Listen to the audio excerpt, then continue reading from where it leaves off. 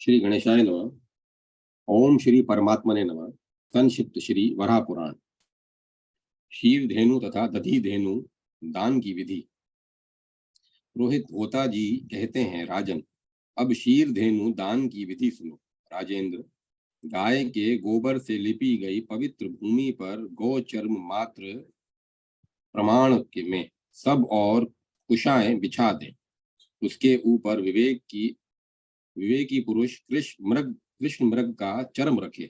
उस पर गाय के गोबर से एक विस्तृत कुंडिका का निर्माण करे और वहां दूध से भरा हुआ एक घड़ा रखे।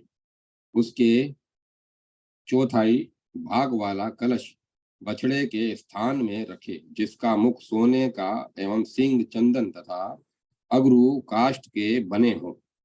कान के स्थान में वृक्ष के उत्तम पत्ते रखे। इस कुंभ के ऊपर तिल का पात्र रखने का विधान है।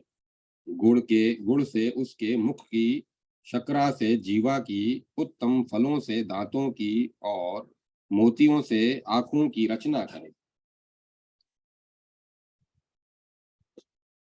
उसके ईख के चरण, कुश के रोए और तांबे की पीठ बनाई जाए। सफेद कंबल से उसका गल कंबल बनाए और कांसे की दोहनी उसके पास में रख दे। रेशम के सुतों से उसकी पूंछ तथा मक्खन से उसका थन बनाए, अथवा उसके सींग सोने के एवं खुर चांदी के हों। फिर पास में पंचरत्न रखें। चारों दिशाओं में तिल से भरे हुए 4 पात्र तथा सभी दिशाओं में सप्त धान्य रखने का नियम है। इस प्रकार के लक्षणों से संपन्न क्षीर धेनु की कल्पना करनी चाहिए। फिर 2 वस्त्रों से ढककर चंदन और फूलों से उसकी पूजा करनी चाहिए। उसे वस्त्र आदि से अलंकृत करके मुद्रिका और कान के कुंडल से भी सजाए। तत्पश्चात धूप दीप देकर वह क्षीर धेनु ब्राह्मण को अर्पण कर दे। दान के समय खड़ाऊ, जूते और छाता भी दे।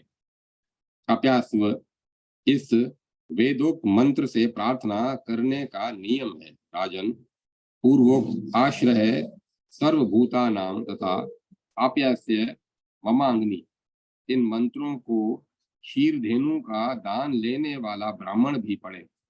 यह इस दान की विधि कही गई है। इस प्रकार दी जाने वाली धेनु जो दर्शन करते हैं, इस प्रकार दी जाने वाली धेनु का जो दर्शन करते हैं, उन्हें भी परम गति प्राप्त होती है। इस दान के साथ अपनी शक्ति के अनुसार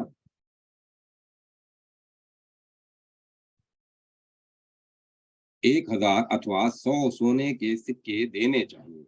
महाराज, क्षीर धेनु देने से जो फल होता है, अब उसे सुनो।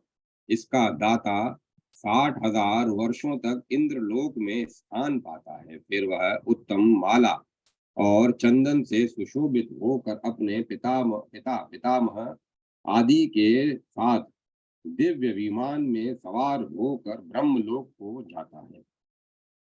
वहां वह बहुत दिनों तक आनंद का अनुभव करके फिर सूर्य के समान प्रकाशमान उत्तम विमान पर सवार होकर वह विष्णु लोक में जाता है।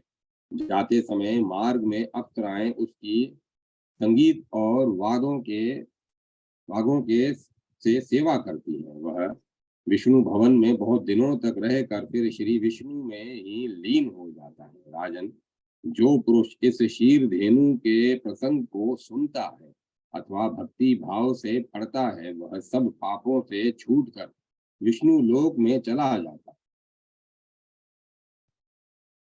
रोहित होता जी कहते हैं, राजन, अब मैं तुम्हें दधी धेनु का विधान बताता हूँ, सुनो। पहले गोबर से गौ चर्म के प्रमाण युक्त पृथ्वी को लीप कर उसे पुष्पों से सुशोभित कर ले और उस पर कुशा बिछा देना चाहिए। फिर उस पर काला मृग चर्म और कंबल बिछाकर पृथ्वी पर सप्त धान्य बिखेर दे और उसके ऊपर दही दही से भरा हुआ एक घड़ा रखे। उसके चौथाई भाग में बछड़े के लिए छोटा कलश रखने का विधान है। सोने से उसके मुख की शोभा बनाए और दो वस्त्रों से आच्छादित करके फूल और चंदन से उसकी पूजा करें। तत्पश्चात दो जो कुलीन एवं साधु स्वभाव का हो तथा क्षमा आदि गुणों से युक्त हो, ऐसे बुद्धिमान ब्राह्मण को वह दधी धेनु दान कर दे। धेनु के पुच्छ भाग में बैठकर यह विधि संपन्न करनी चाहिए। अंगूठी और कान के भूषणों से अलंकृत कर खड़ाऊ, जूता और छाता देकर दधिकरण और कक्षाहम यह मंत्र पढ़कर भली भांति सुपूजित दधी धेनु का दान करे। राजेंद्र, जिस दिन यह दधी धेनु दे उस दिन दही खाकर ही रह जाए। राजन, यजमान एक दिन दही के आहार पर रहे और ब्राह्मण को 3 रात्रि तक दही के आहार पर रहना चाहिए। जो दधी धेनु के दान करते समय इस दृश्य को देखते हैं, उसको परम पदार्थ प्राप्त हो जाता है। जो मनुष्य श्रद्धा के साथ इस प्रसंग को सुनता अथवा किसी दूसरे को सुनाता है, वह भी अश्वमेध यज्ञ के फल को प्राप्त कर विष्णु लोक में चला जाता है। अध्याय 105 106 समाप्त। नवनीत धेनु तथा लवण धेनु की दान विधि। पुरोहित होता जी बोले, राजन, अब नवनीत धेनु के दान की विधि सुनो, जिसे सुनकर मनुष्य संपूर्ण पापों से छूट सकता है। गौ चर्म प्रमाण की भूमि को गोबर से लीप कर उसके ऊपर काला मृग चर्म बिछाकर 2.5 सेर वजन का मक्खन से भरा हुआ एक घड़ा वहां स्थापित करें। उसके उत्तर दिशा में चतुर्थांश भाग वाला एक कलश बछड़े के प्रतिनिधि स्वरूप रखे। राजन, उस घड़े पर ही सोने की सींग और सुंदर मुख की रचना करनी चाहिए। मोतियों से उसके नेत्र तथा गुड़ से जीभ बनाए। फूलों द्वारा उसके होंठ, फलों द्वारा दांत तथा स्वच्छ सूत्रों द्वारा उसका गल कंबल बनाए अथवा शक्रा से उसकी जीभ तथा एवं रेशमी सूत्रों से उसके गल कंबल का निर्माण करे। राजन, मक्खन से उसका थन बनाए, ईख से चरण, उसकी ताम्र में पीठ, रौप्य में खुर की रचना कर गर्भ में रोमों से उस धेनु को अलंकृत करे। पास में पंचरत्न रखकर उसके चारों ओर तिल से भरे हुए 4 पात्र रख दिए जाएं। उस कलश रूपी गौ को 2 वस्त्रों से ढककर चंदन और फूल से सुशोभित करें। फिर चारों दिशाओं में दीपक प्रज्वलित कर वह गौ ब्राह्मण को अर्पण कर दे। पूर्वोक्त धेनु के विषय में जो मंत्र कहे गए हैं, उन्हीं मंत्रों का यह भी जप करना चाहिए। साथ में इतना अधिक कहे, देवी, पूर्व समय में संपूर्ण देवता और असुरों ने मिलकर समुद्र का मंथन किया था। उस समय उस अवसर पर यह दिव्य अमृत में पवित्र नवनीत निकला, जिससे संपूर्ण प्राणियों की तृप्ति होती है। ऐसे नवनीत को मेरा नमस्कार है, ऐसा कहकर परिवार वाले ब्राह्मण को वह गौ देना चाहिए। धेनु देने के पश्चात दोहिनी पात्र और उसके उपकरण दे तथा उस गौ को ब्राह्मण के घर तक पहुंचा दे। राजन, इस धेनु का दान दे लेने वाले ब्राह्मण को चाहिए कि उस दिन वह हविष तथा रस पर ही रह जाए और देने वाला भी इसी प्रकार 3 दिनों तक रहे। राजन, धेनु दान करते समय इस दृश्य को देखने वाला भी संपूर्ण पापों से मुक्त होकर भगवान शिव के सायुज्य को प्राप्त कर लेता है।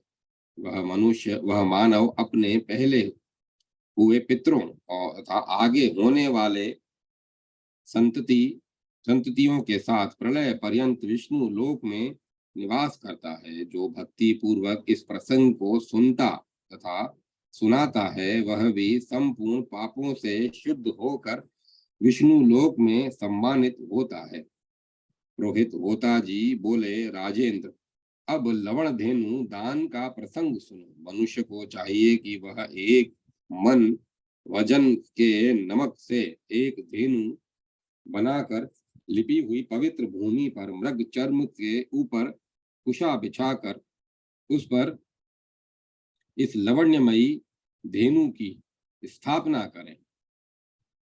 साथ में 4 सेर नमक का एक बछड़ा भी बनाना चाहिए। उसके जिसके चरण ईख से बने हों, उसके मुंह और सींग सोने के तथा खुर चांदी के होने चाहिए। राजन, उसके मुख का अंतर्भाग गुड़ का, दांत फल के, जीभ शक्करा की, नासिका चंदन की, आंखें रत्न की, कान पत्तों के, कोख श्रीखंड की, थन नवनीत के, पूंछ सूत्र में, पुष्ट ताम्र में और उसके रोएं कुश के हों। राजेंद्र, पास में कांसे की दोहिनी पात्र भी रखना चाहिए। फिर घंटा और आभूषणों से उस धेनु को भूषित करें। चंदन, फूल और धूप आदि से विधि पूर्वक उसकी पूजा कर 2 वस्त्रों से ढककर फिर उसे ब्राह्मण को अर्पण कर दें। नक्षत्र और ग्रहों द्वारा कष्ट होने पर मनुष्य किसी भी समय लवण्य धेनु का दान कर सकता है। वैसे ग्रहण, संक्रांति काल, व्याप्ति का पात, भोग योग और ययन अयन बदलते समय उसके दान की विशेष विधि है। दान ग्रहण करने वाला ब्राह्मण साधु स्वभाव का, शुद्ध कुल में उत्पन्न, बुद्धिमान, वेद और वेदांत का पूर्ण विद्वान, श्रोत्रिय और अग्निहोत्री होना चाहिए। तथा राजन, ऐसे ब्राह्मण को जो अमत्सरी, किसी से द्वेष न करता हो, उसे यह गौ देनी चाहिए। इस प्रकार पूजा करके मंत्र पढ़कर गौ के पूंछ की ओर बैठकर गौ का दान करना चाहिए। साथ ही छाता जूता भी दान करना चाहिए। फिर उसे 2 वस्त्रों से ढककर अंगूठी, कान के कुंडलों से पूजा करके दक्षिणा और कंबल प्रदान करें। पहले कही हुई विधि का पालन करने के साथ अपनी शक्ति के अनुसार स्वर्ण से ब्राह्मण की विधिवत पूजा कर ब्राह्मण के हाथ में दक्षिणा सहित गौ की मूछ पकड़ा दे। साथ ही दान करते समय कहना चाहिए, ब्राह्मण देव, आप इस रुद्र रूपी धेनु को स्वीकार करें। आपको मेरा नमस्कार है।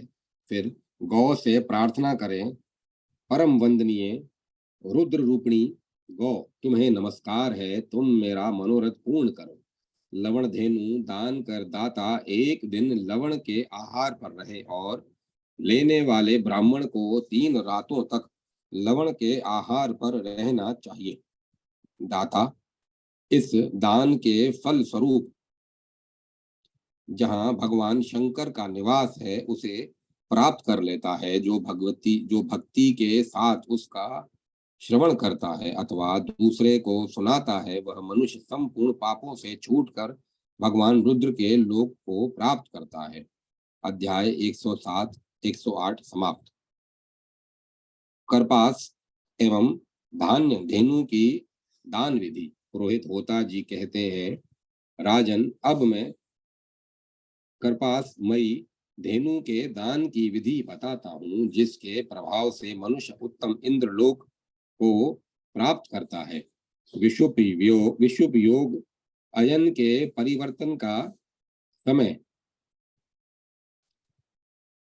योगादि तिथि, ग्रहण के अवसर, ग्रहों की पीड़ा, दुख स्वप्न दर्शन तथा अरिष्ट की संभावना होने पर मनुष्यों के लिए यह करपास धेनु का दान श्रेय होता है। राजन, दान के लिए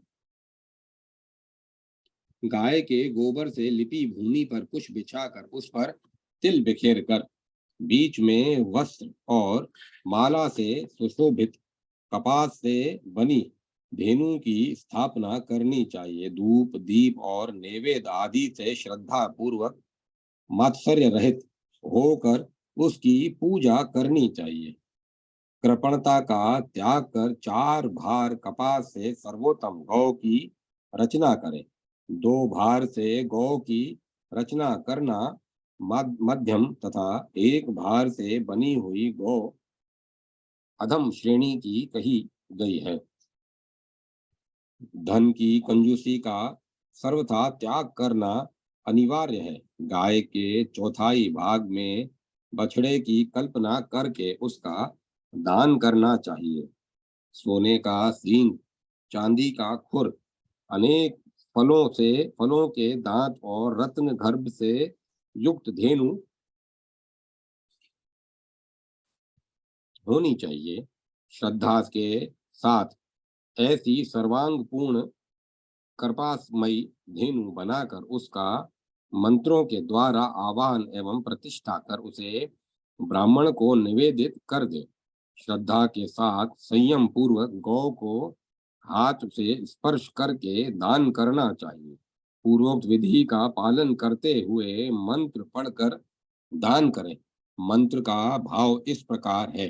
देवी, तुम्हारे अभाव में किसी भी देवता का कार्य नहीं चलता। यदि यह बात सत्य है तो देवी, तुम इस संसार सागर से मेरी रक्षा करो, मेरा उद्धार करो।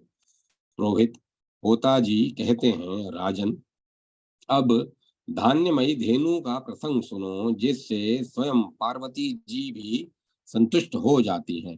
विशुभ योग अयन के परिवर्तन का समय अथवा कार्तिक की पूर्णिमा के शुभ समय में इस दान का विशेष महत्व है।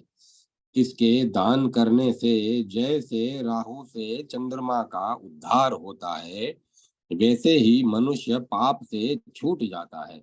अब उसी धेनु दान की उत्तम विधि मैं कहता हूँ। राजेंद्र, 10 धेनु दान करने से जो फल मिलता है, वह फल एक धान्यमयी धेनु के दान से सुलभ हो जाता है। विद्वान पुरुष को चाहिए कि पहले की भांति गोबर से लिपी हुई पवित्र भूमि पर काले मृग का चर्म बिछाकर उस पर इस धान्य धेनु की स्थापना कर उसकी पूजा करे। 4 दोन 6 मन वजन के अन्न से बनी हुई धेनु उत्तम और 2 दोन 3 मन अन्न के बनी धेनु मध्यम मानी गई है। सोने के सींग, चांदी के खुर, रत्न गोमेद तथा अगुरु एवं चंदन से इस उस गाय की नासिका, मोती से दांत तथा घी और मधु से उस गाय के मुख की रचना करे। श्रेष्ठ वृक्ष के पत्तों से कान की रचना कर कांसे का दोहिनी पात्र उसके साथ में रखना चाहिए। उसके चरण ईख के और पूंछ रेशमी वस्त्र के बनाए। फिर रत्नों से भरे अनेक प्रकार के फलों को उसके पास रखें। खड़ाऊ, जूता, छाता, पात्र तथा दर्पण भी वहां रखने चाहिए। पहले के समान सभी अंगों की कल्पना करें और मधु से उस गाय का सुंदर मुख बनाएं। पुण्यकाल उपस्थित होने पर पहले जैसे ही दीपक आदि से पूजा करने के पश्चात सर्वप्रथम स्नान करके श्वेत वस्त्र धारण करें। फिर 3 बार उस गाय की प्रदक्षिणा करें और दंड की भांति उसके सामने लेटकर उसे साष्टांग प्रणाम करना चाहिए। तत्पश्चात ब्राह्मण से प्रार्थना करें, ब्राह्मण देवता, आप महान ऐश्वर्य से संपन्न, वेद और वेदांग के पारगामी विद्वान हैं। द्विज श्रेष्ठ, मेरी दी हुई यह गाय प्रसन्नता पूर्वक स्वीकार करने की कृपा कीजिए। इस दान के प्रभाव से देवादिदेव भगवान मधुसूदन मुझ पर प्रसन्न हो जाए। के पास जो लक्ष्मी विराजती हैं, अग्नि की पत्नी स्वाहा, इंद्र की शची, शिव की गौरी, ब्रह्मा जी की पत्नी गायत्री, चंद्रमा की ज्योत्सना, सूर्य की प्रभा, बृहस्पति की बुद्धि तथा मुनियों की जो मेधा है, वे सभी यहाँ धान्यमयी अन्नपूर्णा देवी धेनु रूप में मेरे पास विराजमान हैं। इस प्रकार कहकर वह धेनु ब्राह्मण को अर्पण कर दें। इस प्रकार गोदान करने के बाद दाता व्यक्ति ब्राह्मण की प्रदक्षिणा कर क्षमा मांगे। राजन, धन और रत्नों सहित संपूर्ण पृथ्वी के दान से अधिक पुण्य फल इस धान्य धेनु के दान से मिलता है। राजेंद्र, इससे मुक्ति और भुक्ति रूप फल सुलभ हो जाते हैं, अतः इसका दान अवश्य करना चाहिए। इस दान के प्रभाव से संसार में दाता के सौभाग्य, आयु और आरोग्य बढ़ते हैं और मरने पर सूर्य के समान प्रकाशमान किंकणी की जालियों से सुशोभित विमान द्वारा अप्सराओं से स्मृति किया जाता हुआ वह भगवान शिव के निवास स्थान कैलाश को जाता है। जब तक उसे यह दान स्मरण रहता है, तब तक स्वर्ग लोक में उसकी प्रतिष्ठा होती है। फिर स्वर्ग से च्युत होने पर वह जम्बू द्वीप का राजा होता है। धान्य धेनु का यह महात्म्य स्वयं भगवान द्वारा कथित है। इसे सुनकर मनुष्य समस्त पापों से मुक्त एवं परम शुद्ध विग्रह होकर इंद्र रुद्र लोक में पूजा प्रतिष्ठा और सम्मान प्राप्त करता है। अध्याय 109 110 समाप्त। कपिला दान की विधि एवं महात्म्य।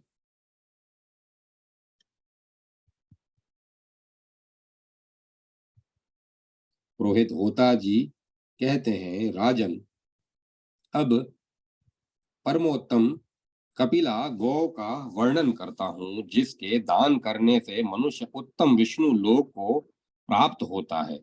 पूर्व निर्दिष्ट विधि के अनुसार बछड़े सहित समस्त अलंकारों से अलंकृत तथा रत्नों से विभूषित कर कपिला धेनु का दान करना चाहिए। भगवान वराह पृथ्वी से कहते हैं, भामिनी, कपिला गाय के सिर और ग्रीवा में संपूर्ण तीर्थ निवास करते हैं। जो मनुष्य प्रातः काल उठकर कपिला गौ के गले एवं मस्तक से गिरे हुए जल को प्रेम पूर्वक सिर झुकाकर प्रणाम करता है, वह पवित्र हो जाता है और उसी क्षण उसके पाप भस्म हो जाते हैं। प्रातः काल उठकर जिसने कपिला गौ की प्रदक्षिणा की, उसने मानो संपूर्ण पृथ्वी की प्रदक्षिणा कर ली और उसके 10 जन्म के किए हुए पाप उसी क्षण नष्ट हो जाते हैं। पवित्र व्रत के आचरण करने वाले पुरुष को कपिला गौ के मूत्र से स्नान करना चाहिए। ऐसा करने वाला मानो गंगा आदि सभी तीर्थों में स्नान कर चुका। भक्ति पूर्वक उसके मूत्र से स्नान करने पर मनुष्य पवित्र हो जाता है। फिर जो जीवन पर्यंत स्नान करता है, वह पाप से छूट जाए, इसमें तो संदेह ही क्या। एक मनुष्य जो 1000 साधारण गौ दान करता है और दूसरा व्यक्ति जो 1 कपिला दान करता है, इन दोनों का फल समान है। यदि कपिला गौ कहीं मर गई हो तो उसकी हड्डियों की गंध से भी मनुष्य जब तक सूंघता है, तब तक उसके शरीर में पुण्य व्याप्त होते रहते हैं। कपिला के शरीर को खुजलाना और उसकी सेवा करना परम श्रेष्ठ धर्म माना जाता है। भय एवं रोग आदि के अवसर पर उसकी सेवा करने से 100 गौ के दान के तुल्य पुण्य होता है। जो प्रतिदिन भूखी हुई कपिला गौ को एक भी तृण देता है, उसमें गौमेध यज्ञ का फल होता है और वह अग्नि के समान देदीप्यमान होकर दिव्य विमानों द्वारा भगवान के लोक का लोक को जाता है। सोने के समान रंग वाली कपिला सोने के समान रंग वाली कपिला प्रथम श्रेणी की है और पिंगल वर्ण वाली द्वितीय श्रेणी की, लाल रंग वाली कपिला गौ तीसरी श्रेणी की कपिला कही जाती है और वैडूर्य के समान पिंगल वर्ण वाली चौथी कपिला है। अनेक वर्णों वाली कपिला पांचवी, कुछ श्वेत और पीले रंग वाली छठी, सफेद एवं पीली आंख वाली सातवीं, काले और पीले रंग से मिश्रित आठवीं, गुलाबी रंग वाली नवीं, पीली पूंछ वाली दसवीं और सफेद खुर वाली 11वीं श्रेणी की कपिला गौ कही गई है। इन संपूर्ण लक्षणों से युक्त तथा अखिल अलंकारों से अलंकृत की हुई कपिला गौ भक्त ब्राह्मण को दान करनी चाहिए। इस गौ के दान करने पर भुक्ति और मुक्ति की प्राप्ति होती है। साथ ही इस गौ का दान करने के प्रभाव से देने वाले को भगवान विष्णु का मार्ग सुलभ हो जाता है। अध्याय 111 संपन्न। कपिला महात्म्य, अभय तो मुखी गौदान, हेम कुंभदान और पुराण की प्रशंसा।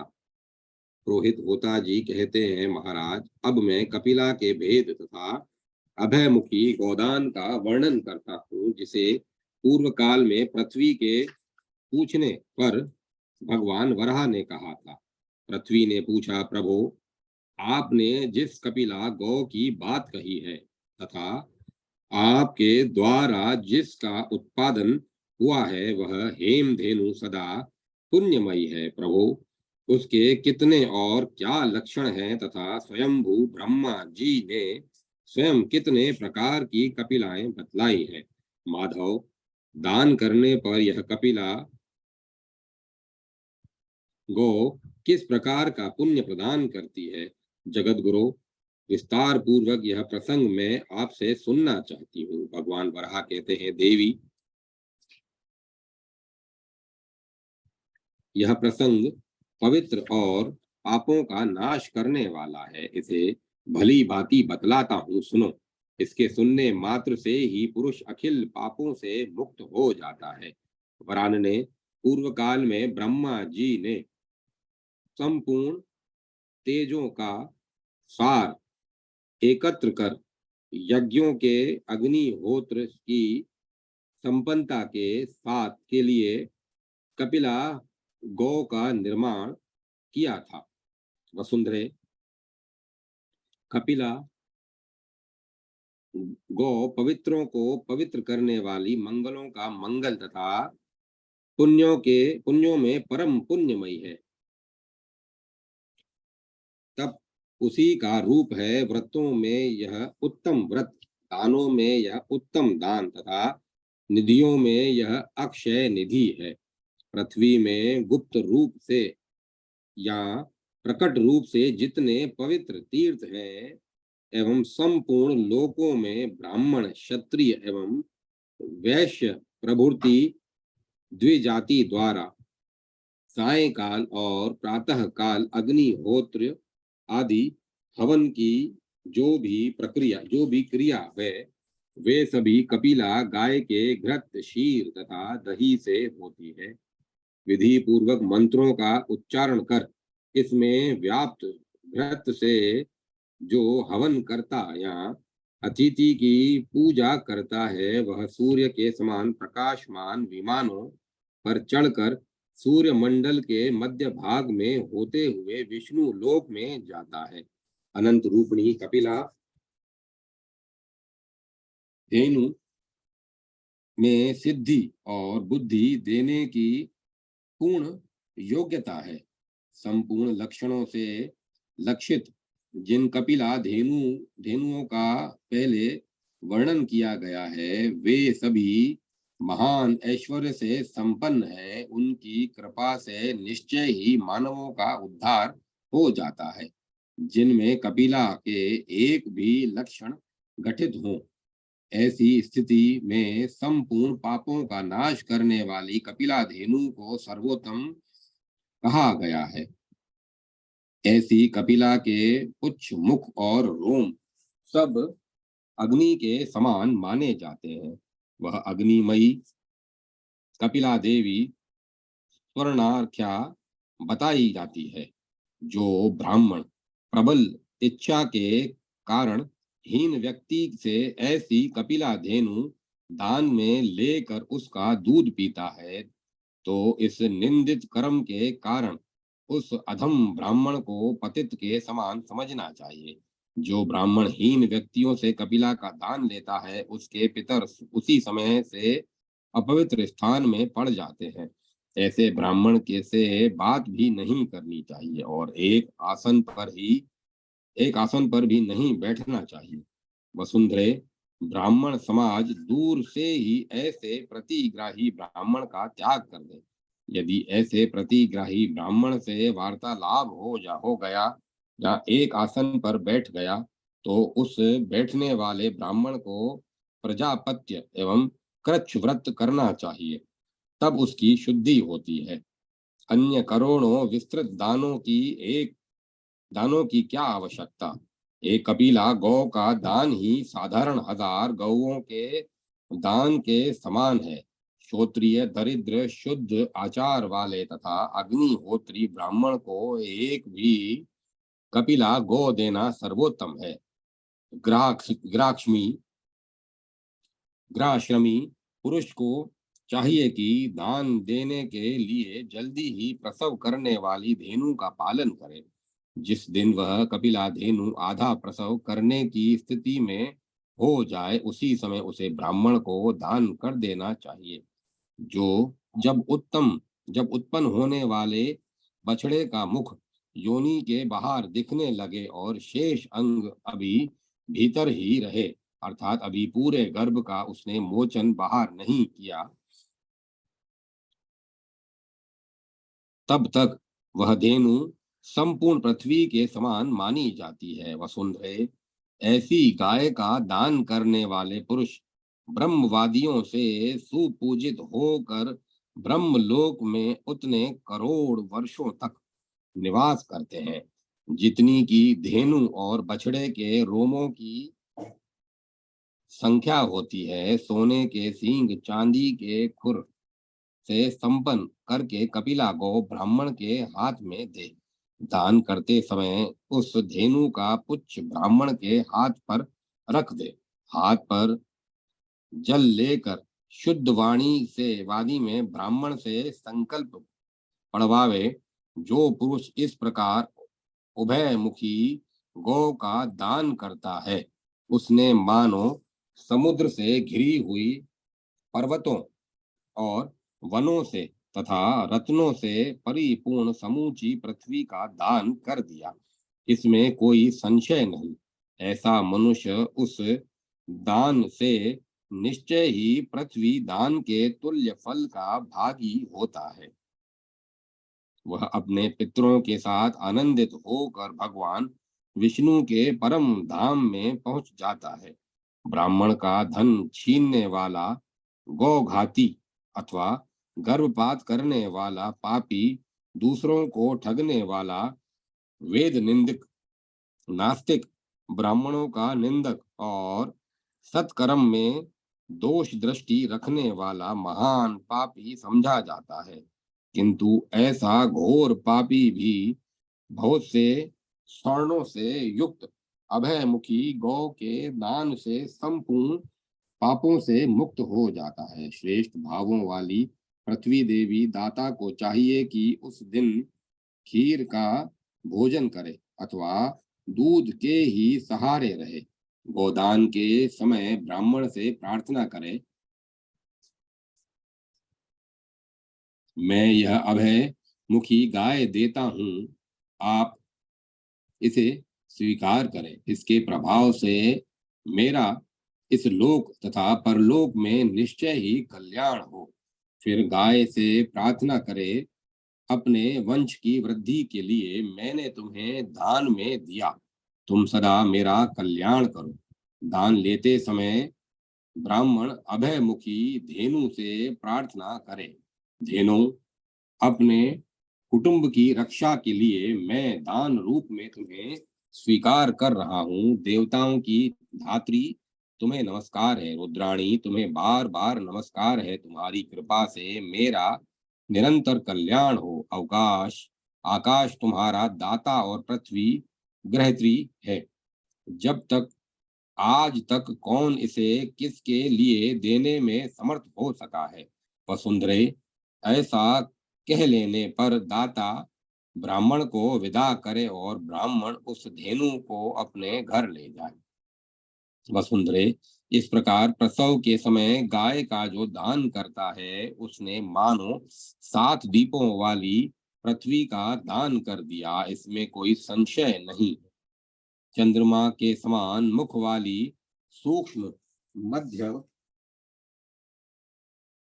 भाग वाली तपाए हुए स्वर्ण वर्ण की कपिला गौ की प्रसव करते समय संपूर्ण देव समुदाय निरंतर स्तुति करता है।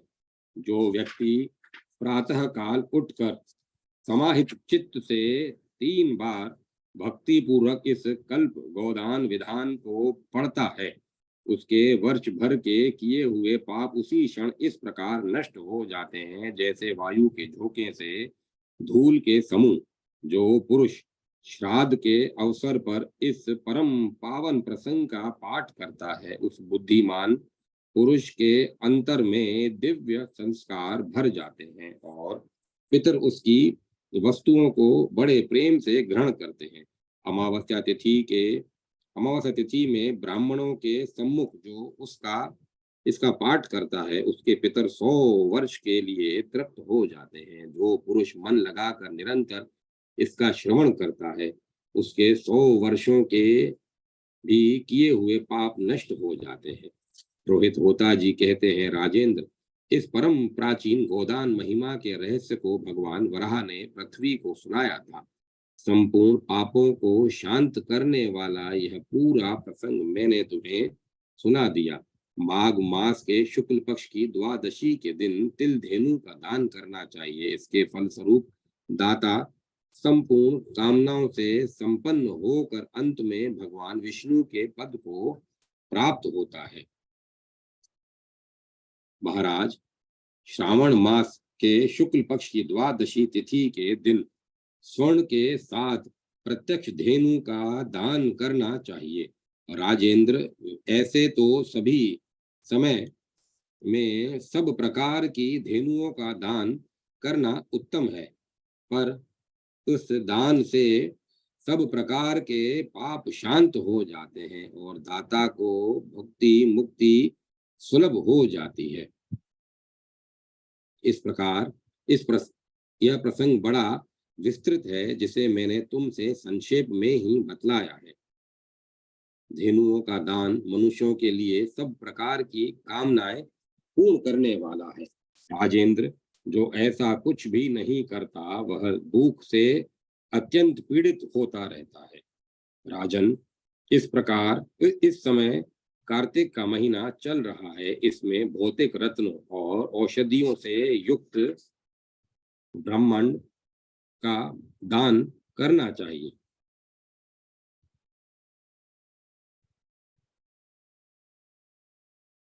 ब्रह्मांड का दान करना चाहिए। देवता, दानव और यक्ष सब ब्रह्मांड के ही अंतर्गत है।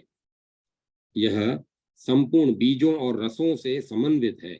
इसे हेम में बताया गया है। कार्तिक के शुक्ल पक्ष की द्वादशी के दिन अथवा विशेष करके पूर्णिमा के अवसर पर इस रत्न सहित ब्रह्मांडाकृति को श्रेष्ठ पुरोहित को भक्ति के साथ दान करें। राजन, ब्रह्मांड भर में जितने तीर्थ हैं तथा जितने दान हैं, वे सभी इस ब्रह्मांड दाता पुरुष के द्वारा हो संपन्न हो गए, ऐसा समझना चाहिए। संक्षेप से यह प्रसंग तुम्हें बता दिया। राजन, जो पुरुष हजारों दक्षिणाओं से संपन्न होने वाला यज्ञ करता है, वह तो ब्रह्मांड के किसी एक देश की पूजा करता है, पर जो पुरुष इस सारे ब्रह्मांड की अर्चना कर सामग्री दान करता है, उसके द्वारा मानो सभी हवन पाठ और कीर्तन विधि पूर्वक संपन्न हो गए। इस प्रकार की बात सुनकर राजा ने उसी समय एक स्वर्ण कुंभ में ब्रह्मांड की कल्पना कर विधि पूर्वक उन ऋषि को ब्रह्मांड का दान किया और उसके फल स्वरूप वह राजा संपूर्ण कामनाओं से संपन्न हो स्वर्ग को चला गया। अतएव राजेंद्र, तुम भी यह दान करके करके सुखी हो जाओ। वशिष्ठ जी के ऐसा कहने पर उस राजा ने भी ऐसा ही किया। फिर उन्हें वह परम सिद्धि प्राप्त हुई जिसे पाकर मनुष्य कभी सोच नहीं करता। भगवान वराह कहते हैं, देवी, यह संहिता संपूर्ण इच्छाओं को पूर्ण करने वाली है, इसका तुम्हारे सामने वर्णन कर दिया। वरारोहे, वराह नाम से प्रसिद्ध इस संहिता में अखिल पातकों को नष्ट करने की शक्ति है।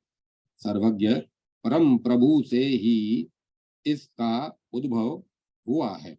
तत्पश्चात ब्रह्मा जी इसके विशेषज्ञ हुए। ब्रह्मा जी ने इसे अपने पुत्र पुलस्त जी को बताया।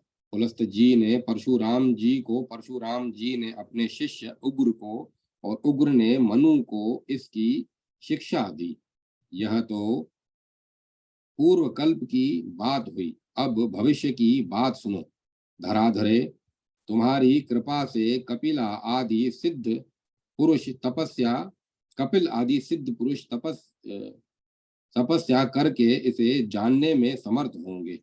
इसी क्रम से फिर इसका ज्ञान वेद व्यास को होगा। व्यास देव के शिष्य रोमहर्षणी नाम से विख्यात होंगे। वे शूनक के पुत्र शौनक से इसका कथन करेंगे, इसमें कुछ संदेह नहीं। कृष्ण देवपायन वेद व्यास जी सबके गुरु होंगे। वे 18 पुराणों के ज्ञाता हैं जो इस प्रकार कहे गए हैं। पहला ब्रह्म पुराण, दूसरा पद्म पुराण, तीसरा वायु पुराण, चौथा शिव पुराण, पांचवा भागवत पुराण, छठा नारद पुराण, सातवां मार्कंडेय पुराण, आठवां अग्नि पुराण, नवां भविष्य पुराण, 10वां ब्रह्म विवर्त पुराण, 11वां लिंग पुराण, 12वां वराह पुराण, 13वां स्कंद पुराण, 14वां वामन पुराण, 15वां कुरुम पुराण, 16वां मत्स्य पुराण, 17वां गरुड़ पुराण और 18वां ब्रह्मांड पुराण। वसुंधरे, जो पुरुष कार्तिक मास की द्वादशी तिथि के दिन भक्ति पूर्वक इसका पठन एवं व्याख्यान करता है, वह यदि संतानहीन हो तो उसे अवश्य ही पुत्र की प्राप्ति होती है। प्राणियों को आश्रय देने वाली देवी, जिसके घर में यह लिखा हुआ प्रसंग सदा पूजित होता है, उसके यहाँ स्वयं भगवान नारायण विराजते हैं।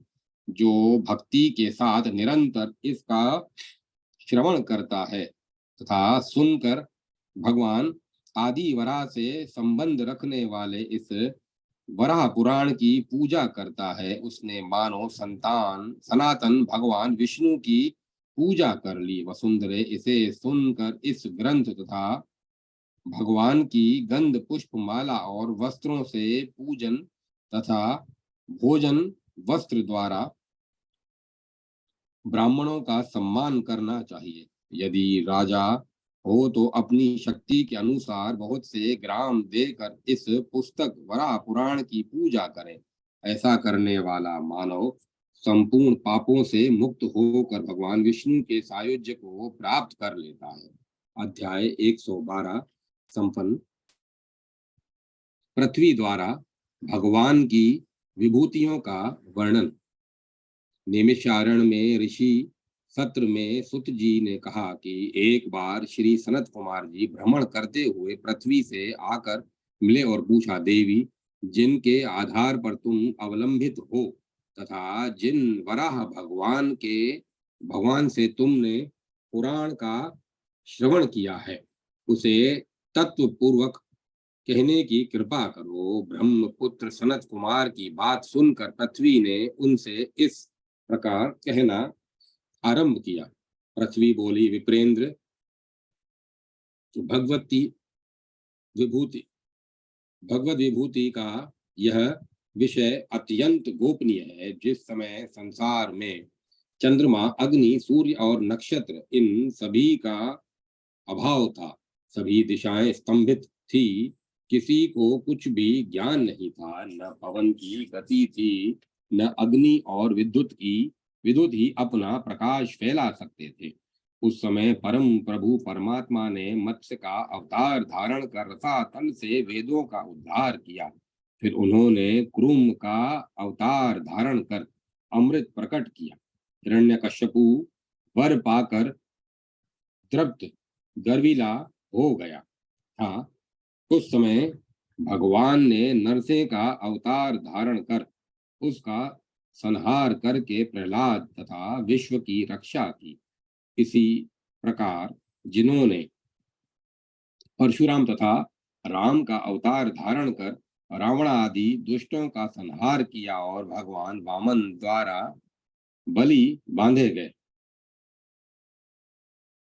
फिर सृष्टि के आरंभ में जब मैं समुद्र में डूबी जा रही थी, तब मैंने भगवान से प्रार्थना की, जगत प्रभु, आप संपूर्ण विश्व के स्वामी हैं, देवेश आप मुझ पर प्रसन्न होइए। माधव, भक्ति पूर्वक मैं आपकी शरण में पहुंची हूँ, आप कृपा करें। सूर्य, चंद्रमा, यमराज और कुबेर, इन रूपों में आप ही विराजमान हैं। इंद्र, वरुण, अग्नि, पवित्र पवन, शर, अक्षर, दिशा और विदिशा आप ही हैं। हजारों युग युगांतरों में जगह हजारों युग युगांतरों के समाप्त हो जाने पर भी आप सदा एक रस स्थित रहते हैं। पृथ्वी, जल, तेज, वायु और आकाश, ये पांच महाभूत तथा शब्द, स्पर्श, रूप, रस और गंध, ये पांच विषय आपके ही रूप हैं। ग्रहों सहित संपूर्ण नक्षत्र तथा कला, काष्ठा और मुहूर्त आपके ही परिमाण हैं। सप्तऋषि वृंद, सूर्य, चंद्र आदि, ज्योतिष चक्र तथा और ध्रुव, इन सब में आप ही प्रकाशित होते हैं। मास, पक्ष, दिन, रात, ऋतु और वर्ष, ये सब भी आप ही हैं। नदियां, समुद्र, पर्वत तथा सर्पादि जीवों के रूप में परम प्रसिद्ध आप ही सत्तावान हैं। मेरु, मंद्राचल, विंध्य, मलय, दुर्दुर, हिमालय, निषद आदि पर्वत और प्रधान आयुध सुदर्शन चक्र, ये सब आपके ही रूप हैं। आप धनुषों में शिव जी के धनुष, पिनाक और पिनाक है। योगों में उत्तम सांख्य योग है। लोकों के लिए आप परम परायण भगवान श्री नारायण हैं। यज्ञों में आप महायज्ञ हैं और यूपों यज्ञ स्तंभों में आप स्थिर रहने की शक्ति है। वेदों में आपको सामवेद कहा जाता है। आप महाव्रतधारी पुरुष के अवयव वेद और वेदांग हैं। गर्जना बरसना आपके द्वारा ही होता है। आप ब्रह्मा हैं। विष्णु, आपके द्वारा अमृत का सृजन होता है, जिसके प्रभाव से जनता जीवन धारण कर रही है। श्रद्धा, भक्ति, प्रीति, पुराण और पुरुष भी आप ही हैं। ध्येय और अध्यय, सारा जगत जो कुछ इस समय वर्तमान है, वह आप ही है। सातों लोकों के स्वामी भी आपको ही कहा जाता है। काल, मृत्यु, भूत, भविष्य आदि, मध्य, अंत, मेधा, बुद्धि और स्मृति आप ही हैं। सभी आदित्य आपके ही रूप हैं। युगों का परिवर्तन करना आपका ही कार्य है। आपकी किसी से तुलना नहीं की जा सकती। अतः आप अप्रेमेय हैं। आप नागों में शेष तथा सर्पों में तक्षक हैं। उद्वह, प्रवह, वरुण और वारुण रूप से भी आप ही हैं। आप ही विराजते हैं। आप ही इस विश्व लीला के मुख्य सूत्रधार हैं। सभी ग्रहों में ग्रह देवता आप ही हैं। सबके भीतर विराजमान, सबके अंतर आत्मा और मन आप ही हैं। विद्युत और वेदुत एवं महाधूति ये आपके ही अंग हैं। वृक्षों में आप वनस्पति और आप सत्य की क्रियाओं में श्रद्धा हैं। आप ही गरुड़ बनकर अपने आत्म रूप श्री हरि को वहन करते हैं और उनकी सेवा में परायण रहते हैं। धुंदुबी और नेमी घोष से जो शब्द होते हैं वे आपके ही रूप हैं। निर्मल आकाश आपका ही रूप है। आप ही जय और विजय हैं। सर्व स्वरूप, सर्वव्यापी चेतन और मन भी आप ही हैं। ऐश्वर्य आपका स्वरूप है। आप पर एवं परात्मक आप पर एवं परात्मक हैं। विष एवं अमृत भी आपके ही रूप हैं। जगद्वंद्व प्रभु, आपको मेरा बारंबार प्रणाम है। लोकेश्वर, मैं डूबी जा रही हूँ, आप मेरी रक्षा करें। यह भगवान केशव की स्तुति है। व्रत में दृढ़ स्थित स्थिति रखने वाला जो पुरुष इसका पाठ करता है वह यदि रोगों से पीड़ा पा रहा हो तो उसका दुख दूर हो जाता है। यदि बंधन में पड़ा हो तो उससे उसकी मुक्ति हो जाती है। अपुत्री पुत्रवान बन जाता है। दरिद्र को संपत्ति सुलभ हो जाती है। विवाह की कामना वाले अविवाहित व्यक्ति का विवाह हो जाता है। कन्या को सुंदर पति प्राप्त होता है। महान प्रभु भगवान माधव की इस स्तुति का जो पुरुष सायं एवं प्रातः पाठ करता है वह भगवान विष्णु के लोक में चला जाता है। इस विषय में कुछ भी अन्यथा विचार नहीं करना चाहिए। भगवान की कही हुई ऐसी वाणी की जब तक परिचर्चा होती रहती है तब तक वह पुरुष स्वर्ग लोक में सुख पाता है। अध्याय 113 समाप्त। अब मैं कथा को विराम देता हूँ।